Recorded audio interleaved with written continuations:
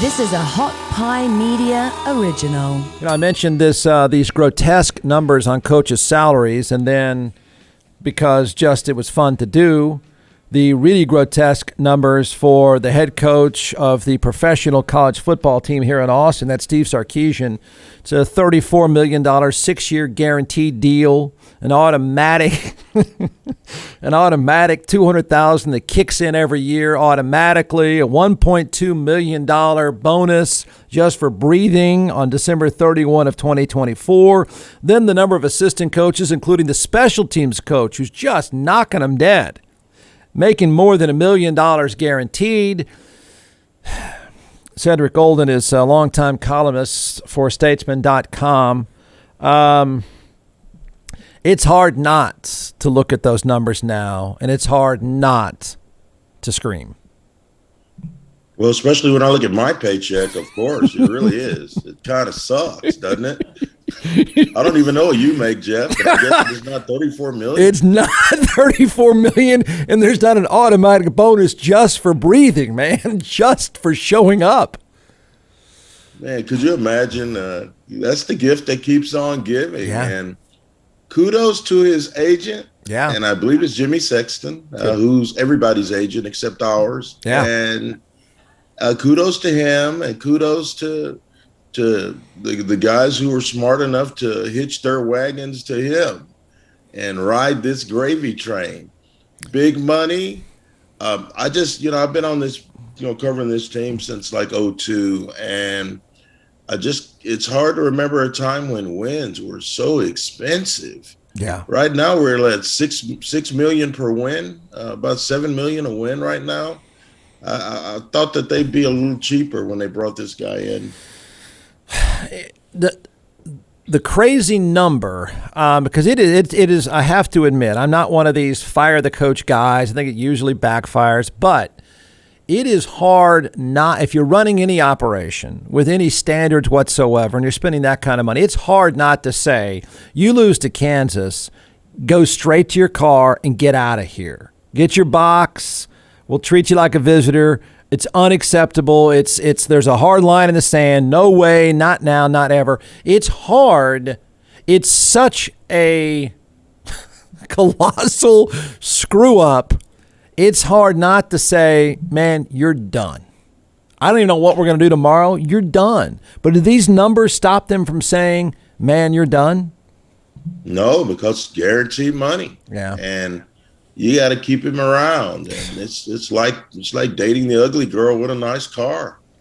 And you're still going to get from point A to point B. And, you look over to that driver's side and she's not what you thought she'd be. And you're wondering where you went wrong, but you're rolling and you don't have a car. So I like Sark. I do. He's pleasant. He has a great professional demeanor about him. I was lukewarm on the hire. 34 and 29. I mean, Tom was kind of nuts, but Tom was always winning. And Tom, even in bad years, Tom won 7 games. And Tom was 4-0 in bowl games, which was good for recruiting. So I just think that when we look at the story of this season, we're going to think about being up 28-7 against OU with a chance to go to 5-1. That's the truth. Yeah. The next week, you're up 17-3 at home against Oklahoma State, and you're inside the Oklahoma State 20, and you throw an 80-yard pick six. Yeah. Floodgates, and they haven't been able to stop the bleeding since. So, the locker room split has to be. Jeff, you were in a locker room. Yeah, you were never in a locker room that lost 5 games. No. In fact, I was thinking as I'm going back and forth to just shaking my head and laughing at the end of that Kansas game when, I did a segment on this yesterday about every arrogant and entitled thing about how Texas operates was finding its way onto the field when that moron gets an unsportsmanlike conduct penalty on the first touchdown in overtime against Kansas. Where I come from, you wouldn't even make it to the sidelines before your teammates kicked you in the face for such an idiotic thing, such a a gaudy, in your face. I mean, you're taunting Kansas, man. So I thought, that's how far it's dropped. Yeah, I know. I thought this is such a foreign world to me. And I remembered one time somebody asking, and they said, what's it like getting booed at home? And I said something like, we've only won 7. Well, I think we've only won 8. The expectations are higher. I don't blame them for booing. And I thought, look where it is now. Guys taunting Kansas in the end zone in overtime. And, and he spun the ball. And if I'm a Texas Longhorns, if I'm a Longhorn, I can't give Big 12 refs a chance to stick it to me. Yeah, of course. They hate you now. Yeah. You're taking money out of their pockets. You're leaving. Your paycheck's probably not going to be as fat when it's Cincinnati versus Baylor. Yeah. As opposed to Texas versus OU. So you can't give the refs a chance to stick it to you, and getting those penalties. And why are you taunting? Because you've been behind all day. You're playing You've been Kansas. behind for 3.5 hours, and you finally tie Kansas. I know. And all of a sudden, you think you got to spin the ball? Don't spin the ball. Yeah. Go back to the huddle. Yeah, just shut your and face. Try to figure out how can we escape. Yeah. Because I'm telling you, if they win 100-99, I'm still gonna blast them. Sure. But they won the game. And Yeah. Mac Brown escaped many times. Right. I wrote about this. He escaped many times. 2004. That's right. The first Rose Bowl team. They're losing in Lawrence. That's right. And it's 4th and 18 in Lawrence. And Vince Young runs for 22 yards. And then he still has to throw a touchdown pass to Tony Jeffries with 30 seconds left. And then 7 years later, Case McCoy, the other McCoy brother, not Colt, has to save Max Bacon. So 50-48, 2 seasons ago, Cameron Dicker at home has to kick a 33-yard field goal at the buzzer. Right. So it's not like they've worked Kansas in recent memory, but they've always beaten them, except for the Charlie Strong game, which we knew how that turned out. We knew Chuck was going to be gone. Yeah. The big difference here, Jeff, is when they lost to Kansas, we knew Charlie Strong was going to get fired. Right. Sarkisian just got here. That's a whole new can of worms there. It's so I think people try. I have members of my family that are like this, that are season ticket holders for Texas games. And so people try to rationalize it and say, well, there's plenty of successful coaches that went to programs, had a bad first year, and then they fixed it. Nick Saban wasn't setting the world on fire at Alabama, but then he fixed it. So, that stuff happens. But the thing with this is, it is such a colossal meltdown. There is a dangerous point of which you're so bad it really starts to unravel, and I'm not quite sure you can get it back on between the lines. It's a good question, and you look at it. You played football. We all played sports growing up. Winning is contagious. Yeah. So is losing. Yeah. So is losing, and when that smell starts to permeate through a locker room, and people start bickering, and then coaches start cussing out players, which is fine. Yeah. We've all been cussed out. Sure. But I'm talking about getting cussed out and having it leaked to the media. Those kind of things start to crop up, and people start criticizing Sarkisian wearing white pants with a stripe to the OU game. Of course, if he wins that game, he's a fashionista. Right. But he loses that game, and now he's a clown to some people. The jokes start. I'm getting all these emails. Guy goes, "Oh, someone broke into my car. I left my two Longhorn season tickets on the dashboard. And they broke in my car, and when I got back, there were 4 tickets instead of 2." Yeah. I mean, those kind of things, silly stuff. And winning is a panacea. And there's a case that can be made, Jeff, that they could be 8-2. And how brutal is that to a fan base to know you are up? You look at every team that's ranked ahead of Texas in the Big 12 right now. Texas led each one of those guys. The ones they played, they led them all. They led them, but they didn't beat them all. They led Iowa State 7-3. They led OU 28-7. They led Baylor by 10 in Waco. Those kind of things, they start to fester, and Once this avalanche starts rolling downhill, it's going to be hard to stop. Yeah. I really don't think they're going to win these 2 games. No, I mean, I really don't. When have they won one? Man, they haven't won a game since early October. Right.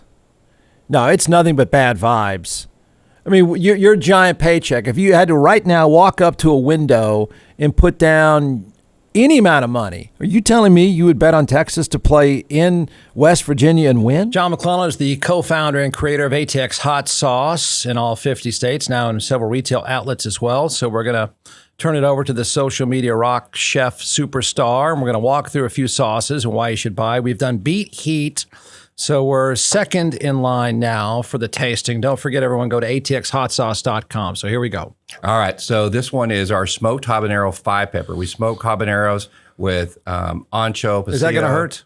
This one? No, Yeah. This one's actually really, really good. Okay. This is like your traditional tapatía, but without the vinegar in it, right? And because of that fermentation process that we've talked about all the time. This one is great on sandwiches, pizzas, things like that. Great on hot wings. I think you're going to really like this one too, especially the smoky flavor with the adobe chipotle and the smoked habaneros. We actually smoked the habaneros before we. Does that go with the cab? This would not go with the cab. This would go with the great Chenin Blanc, though. I knew you were gonna. I teed you up with that one. Yeah, yeah.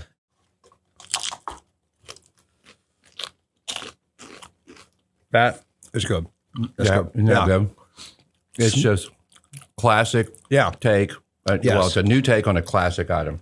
So it's called smoked habanero 5-pepper. All right, don't forget One of my ATX. favorites. Don't forget atxhotsauce.com. You're betting with your heart, not your brain. Yeah, I mean, there's just You've got a lot of disposable income. I just right. save your money, man. If you're Yeah. out there going, man, I can get them. Those odds are great. West Virginia -3. We can go cover that, man. Save your money. Go put it in your gas tank. You'll be happy. You'll be happier on Sunday. Yeah. I'm trying to figure out how it's such a different time because guys are so players are so connected to memes and you know, as you said, I mean, it's easier than ever before to go at each other. It's easier than ever before to do stupid stuff, to say stupid stuff. It's just easier, and it really is an easier time to sort of have your locker room implode. And I don't. Credit to the guy if he can keep it together. One thing I don't understand, I said it a week before they played Kansas, Bijan Robinson should say, I'm done. I'm out. Have a nice life. I'm going to go take care of myself. I'm tired of the beatdown. This guy's hurt. This guy is, we all know, and I've tried to tell people, you have a certain number of carries in your body in your life. It's time to get paid. It's time to get paid. And if that guy comes back to carry the ball anymore in a Longhorn helmet, I think it's a mistake. But he has to. He's a sophomore. I know. I'm saying go train. Think he should shut it down next year? Shut it down. Absolutely. Wow. Yeah.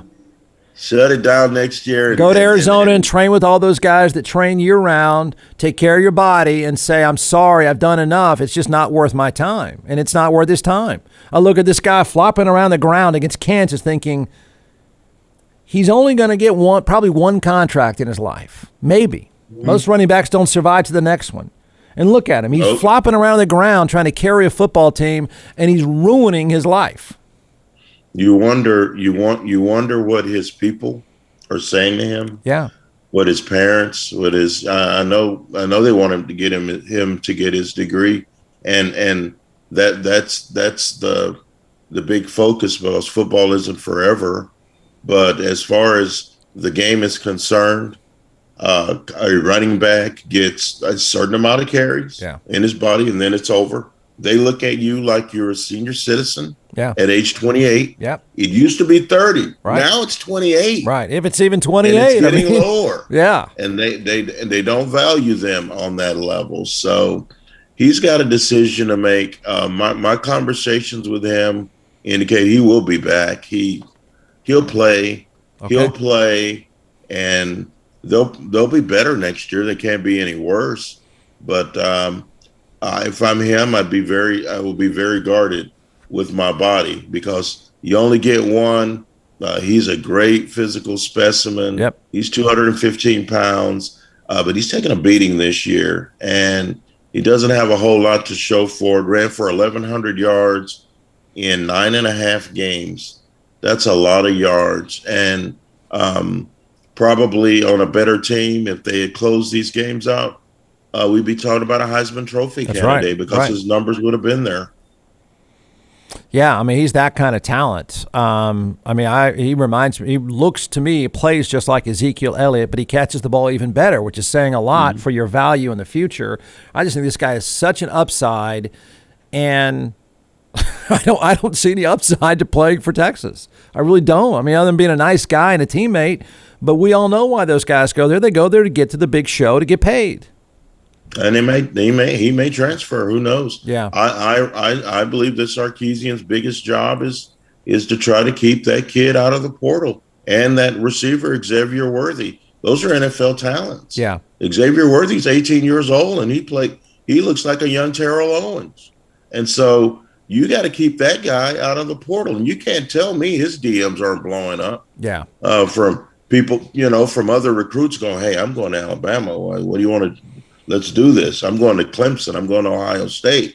And so with this name, image, and likeness thing, his price tag has probably gone up, and they're probably going to have to break him off some coin to keep him here. Yeah, I mean, that's what I think is the great risk of being a full-on dumpster fire. It's fair to say the Texas football program is a dumpster fire, correct? What did you say in your column? You said it's oblivion. I don't even remember what it was. It was even worse than dumpster. Maybe you used dumpster fire. Did you use dumpster fire? I use oblivion. Oblivion. I wanted to say Bolivian, but I don't think they would have gotten the Mike Tyson reference. But yeah, I said Kansas 57, Texas oblivion. Yeah, that was it. That was it. Right. I love that.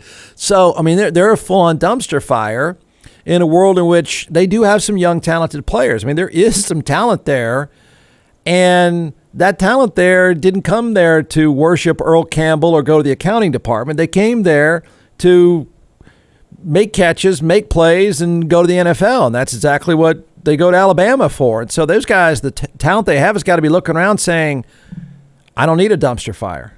I'm not that.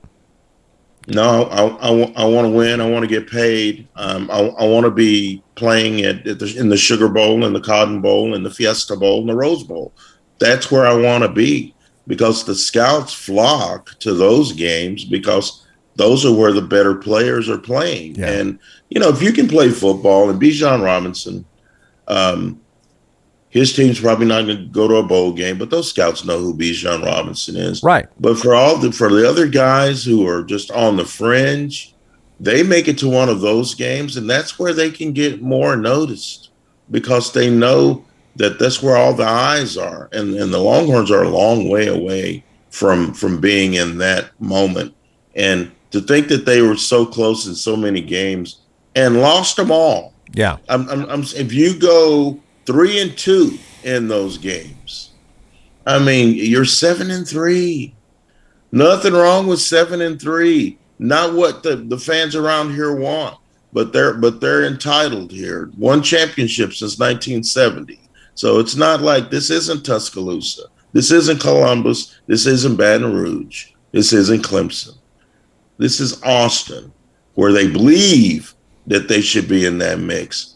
But they've only had one double-digit winning season since 2009. So we can't look at it that way. We have to look at it through a realistic lens. They're a big-time fan base. They're a big-time program at the bank and at the box office, but where it counts in the wins and losses, they're just a program. When you look at the money going out, which I think people have increasingly started to do because they're just mind-numbing. You got 15 million going out. Tom Herman, who's got to be laughing somewhere right now. I mean, that guy. First of all, it's $15 million coming your way in your underwear. It's a pretty good life. 15 million going out to him. Probably some still going to Chuck Strong somewhere. And you've got a coaching staff that's, you easily got, $40-50 million over the next 3 years going out there. You're spending $90 million over the next 3 years, and you suck. A fat guy caught a 2-point conversion to beat you for Kansas. Walk on. A fat walk on. Did he play one play? Wasn't that his first play? First snap. First snap. The fat guy comes in and scores the 2-point winner. And you know what really kind of sucks about that is, officially, it's not even an offensive snap. It's a conversion. So he might not even get credit for a snap. That's a conversion. He didn't get any yards or catches for that. His stats are 0 catches for 0 yards. I love that guy. But he caught a 2-point conversion to beat the Texas Longhorns. And he's running downfield and he's falling down. I was in the end zone right behind him, and I'm sitting there going, when Brendan Schooler dropped that interception, I'm sitting there going, I looked at one of my friends and I go, he used to be a wide receiver. Yeah. If anyone in that secondary shouldn't be dropping, maybe that's why he's not a wide receiver anymore. Right. I don't know. But then I thought about his secondary coach, Blake Gideon. Blake Gideon, who dropped a sure interception in 2008 at Texas Tech. And if he catches that ball, the Texas Longhorns are going to go on and they're going to win the Big 12 championship. Yeah. And they're going to go on and play in the national championship. People don't remember that, Jeff. Yeah. That was Mac Brown's second best team. Yeah. 2009 got to the title game. 2008 was way better. Yeah. 2008 was Jordan Shipley and Quan Cosby. Yeah. 2008 was Brian Arakpo, an NFL guy. 2008 was Roy Miller, another NFL guy. So for me, I think that this whole thing, this last 12 years has been all about missed opportunities, and they haven't closed. And for me, I'm really looking forward to basketball season, men and women, because football has been a tremendous disappointment. One thing about the fat guy that caught the pass, though, so he doesn't play for 68 minutes. He just steps. The tight end got hurt. If the tight end doesn't get hurt, he's not in the game. Yeah, he's still on his phone over the sideline or something, right? He's over there going, man, we hopefully getting steak on the way home, But he's not even in the game, and I don't even know if he played special teams. So he's a hero now. He'll be on the cover of the media guide next year. And he believes that he's probably going to be a guy now, and good for him. Good for him. It's kind of a Their funny. guy caught the ball. Texas's guy did. Yeah, no, I mean it's. in a weird way, you kind of have to. You kind of have to be happy for those Kansas guys. I mean, they get throttled they're horrible. Nothing good ever happens for them. In fact, I thought. They got the ball on their own 34. Again, the way the football is played with this Texas team and that Texas-Kansas game is a foreign game to me. I don't understand this. So you got 4th down, you're going to beat Texas at home, and you're on your own 34. You're hanging on for life, and you go for it? What do you got to lose? Well, kick it away. Make them go 80 yards instead of 34. You're Kansas. Right. You're Kansas, and you went for it, and it didn't work is my point. And I thought then, I go, man, I guess you deserve to lose again. No wonder you're Kansas. And Texas, of course, is dumber than they are, so it all worked out for them. But at some level, you kind of happy for Kansas. The fat guy is jumping around like he just won the Super Bowl. It was kind of cute. And he did. He was falling it down. They had lost their last 56 road games. Oh. They had lost 56 Big 12 road games. They were 0-56.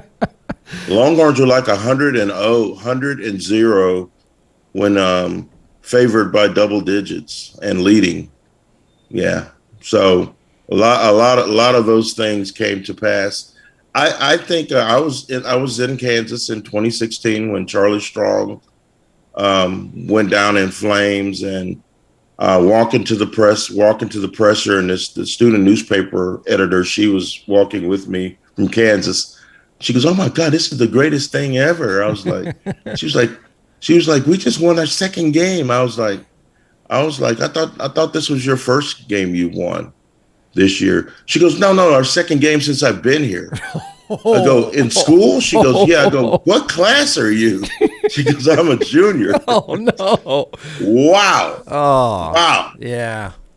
So yeah, good time. Assuming the trend continues, Texas loses. They, whatever happens in West Virginia, they lose again. Is there any scenario in which you see Steve Sarkisian getting fired?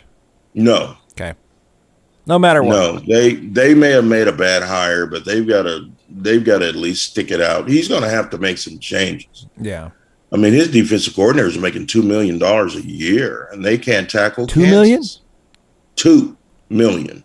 And he has a multi-year contract. And I don't know how many years that is. I believe it's 3, but it may be 2. I think it's 3. Oh, my gosh. So, yeah, they're stuck. Yeah. They're stuck with these guys. I think he's probably going to I would think he'd fire the husband of the monkey lady. Yeah. I mean, I don't know how many years he has, but he's the special teams coach, and he's making $1 million. And guys, what people don't understand is how ridiculous this money is. That's not even common money in the NFL. Yeah, they don't get deals. They don't get deals like this. They don't live this large in the NFL. Coordinators do, but special defensive and offensive coordinators make really good money, but they don't. But special teams guys don't make $1 million. Bobby April ain't making $1 million. Those guys don't make that kind of money. So kudos once again to the agents. Yeah. Yep. And if CDC obviously opened up that checkbook and gave him carte blanche, and this is what you have to show for it. So nowhere to go but up.